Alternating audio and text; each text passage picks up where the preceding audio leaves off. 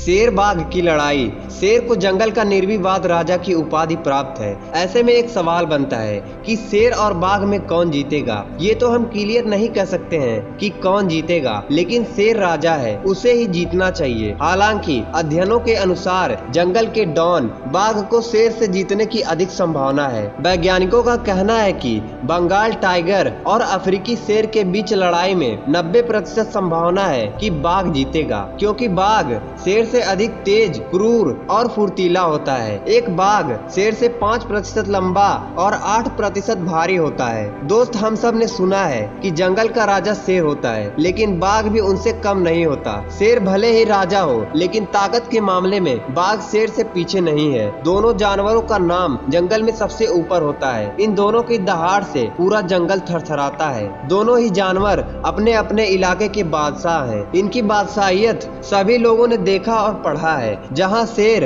सूखे घास के मैदानों में अपना राजसी जीवन बिताता है, तो वहीं बाघ घने जंगलों और बारिश वाले जगहों पर आनंद से रहता है। शेर और बाघ दोनों आपस में कभी नहीं टकराते। दोनों ही जानवर जंगल के सबसे बड़े शिकारी होते हैं। शेर और बाघ की लड़ाई मैं या आप किसी ने भी नहीं देखी होगी, क्योंकि ये कभी आपस में लड़ते ही नहीं। पर क्या आपने कभी सोचा है कि इनकी लड़ाई हुई तो कौन जीतेगा? दोनों अपने आप में बहुत ही ताकतवर होते हैं। अगर आपने ये कभी नहीं सोचा कि कौन जीतेगा, तो चलिए मैं बतला देता हूँ कि कौन जीतेगा। शेर और बाघ की लड़ाई कभी नहीं होती है, तो इससे ज्यादा फायदा बाघों को होता है, क्योंकि शेर हमेशा आपस में मिलजुल कर रहते हैं और किसी पर भी आक्रमण करते हैं तो झुंड में करते हैं। लेकिन बाघ हमेशा अकेले रहता है, ये कभी झुंड में नहीं रहता। अगर ऐसे में बाघ का सामना शेर से हो जाता है तो बाघ मारा जाएगा, क्योंकि बाघ पर शेर झुंड में ही हमला कर देगा। हालांकि दोनों शिकारी जंगल में कभी नहीं टकराते हैं, लेकिन चिड़ियाघर में,